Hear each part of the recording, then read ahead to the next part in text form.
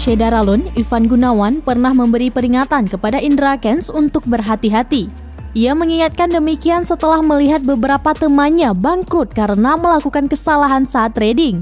Video itu tayang di YouTube pada Januari 2021, jauh sebelum Indra Kents ditetapkan sebagai tersangka dan ditahan karena dugaan penipuan berkedok trading binary option melalui aplikasi Binomo. Indra Kents membalas dengan mengatakan bahwa trading memang memiliki resiko tinggi. Oleh sebab itu, mereka yang terjun menjadi seorang trader harus berhati-hati.